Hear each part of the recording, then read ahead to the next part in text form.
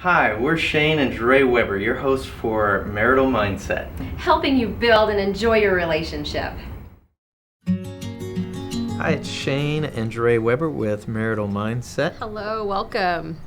We wanted to talk a little bit today about stressors, directly or specifically about stressors leading up to your wedding a little bit.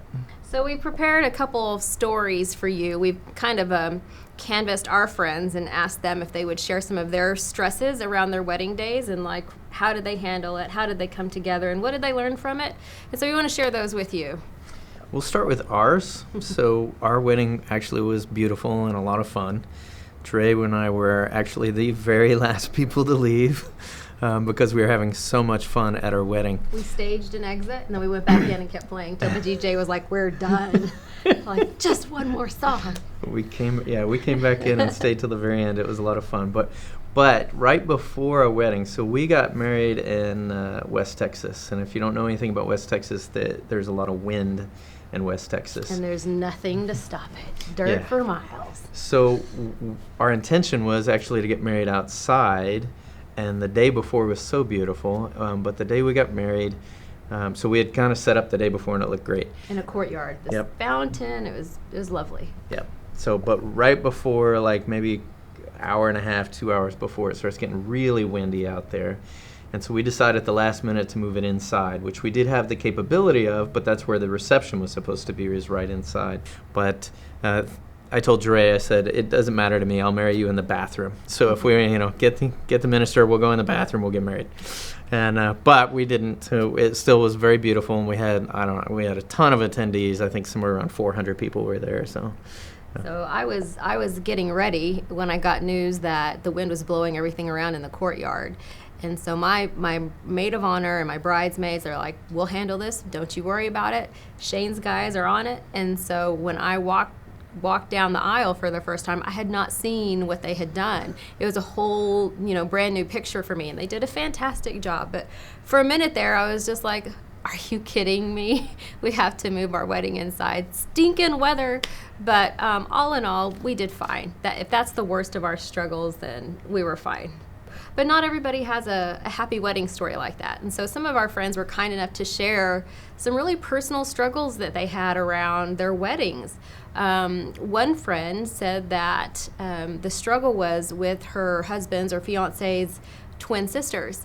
They are a very close-knit family, and so the debate was, should we have them sing in the wedding? Should they be in the standing line? What should we do? And she had one idea and he had another, and it was causing a lot of friction between the two. And it was really difficult for them to kind of come together on that because his family was so tight-knit. Like, mom was getting involved and the sisters were involved and she was feeling ganged up on. And she said the learning experience for them was learning how to set boundaries, learning how to set new boundaries around this new relationship. And for the husband to say, this is my wife, we are going to make the decisions, and we want you to be in the wedding, we want you to be a part in a meaningful way, but this is what we're going to decide how it's going to go. And so that was a real strengthening moment for them, and for him too, to be able to say that to his mom and to his sisters who were so close, and for my friend to feel like, I'm an intruder in this group now, creating this friction. And so they were able to kind of make all that smooth out, and now they're great. But that's a real learning opportunity. Had he not had the humility to say, you know what, I do need to form a boundary with my wife, that could have gone really bad really fast. But that was a great learning opportunity. I think in that instance, I think the real point there is that he stood up for her. Yeah. So he's protecting her and respecting her wishes instead of, it's important to prioritize right off the bat. And it's not that you're saying, hey, mom and dad or sister or whatever, you're not important anymore. It's not that at all. It's just that this is my priority. Yeah. So these are my wife's wishes and we're going to fulfill these. And you guys come along with us because we want you here. Yeah. It wasn't like that through the initially. Right. There was arguments and maybe some cat fights and stuff, but in the end they came around and were able to make it work. Right. I have another friend who said kind of the same thing. She said, we were poor, we didn't have money for much, so we fed them snacks. We fed our guests snacks at the reception instead of a meal, and there was no alcohol. And she said, but my mother-in-law didn't approve of that. She didn't think that was acceptable, so she brought wine and beer to the reception, but she didn't tell me or my husband, and she just did it. Mm-hmm. And that was kind of the theme throughout their marriage. Their early part of the marriage was mom kind of ran our life.